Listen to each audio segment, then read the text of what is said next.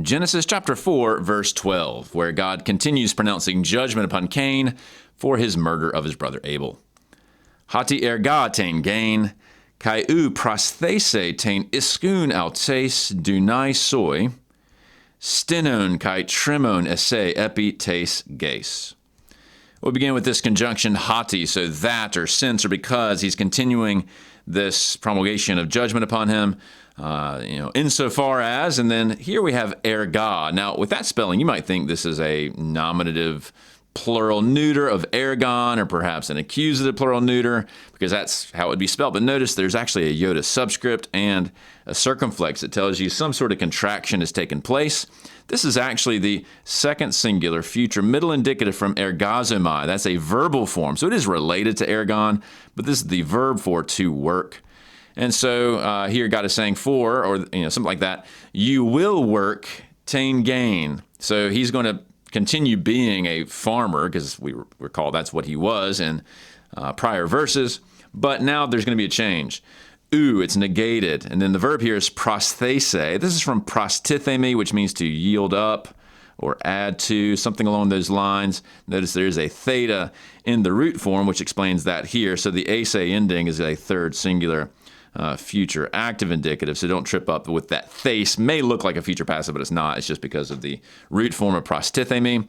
So you're going to work the land, but it's not going to yield up. And then we have tain iskun autes, and iskun here means strength, strictly speaking. This is actually a very nice translation of the presumptive Hebrew. At least the Masoretic has something similar there. And so the idea, even though in a wooden sense, it will not yield up its strength. Autes here is feminine because it's modifying the gain here.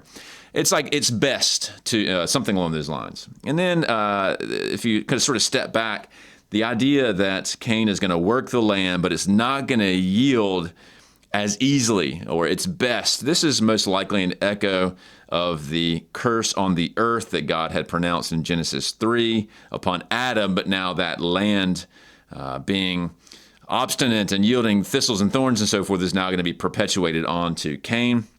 And then we finish the thought here with dunai.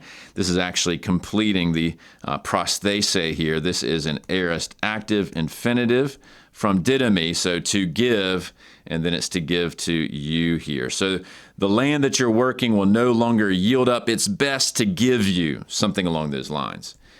And then we have an essay here, and this is a second singular future from a me. So you will be. And then we have a compound verbal kind of deal going on. We have stenon and tremon. Both of these are nominative singular masculine with that own ending, present active participles. The first one is from steno, which means to moan or groan or to mourn. And then tremo is to tremble. But the Masoretic, at least, and we don't know exactly whether maybe the translator here is using a slightly different Hebrew or if it's just a more clever adaptation or interpretive adaptation. But the Hebrew that we have, at least, is na and nod. And so there's a kind of repetition there. There's a bit of a word play. And na basically means to be a wanderer, and nod basically means to be a fugitive. So there's a difference in meaning here. We're now sort of calling it moaning and trembling as opposed to wandering and being a fugitive. But what I really appreciate about the translation, even though it is a little bit expansive here, is that the translator here is trying to pick up on this wordplay, because stenon and tremon that has a rhythmic quality just like na and nod do as well. So even if they maybe expanded the verbal sense there, picked maybe it's a bit of a stretch, so to speak, but the wordplay I think they picked up on nicely. So that's kind of an interesting decision they made to sacrifice word for word mapping from na and nod to something that is more moaning and trembling, but still picking up on the wordplay. So that's kind of fun. Anyway, Cain is sent out. He is going to be moaning and groaning upon the land or upon the earth, and that is his judgment. So that ends Genesis 4:12.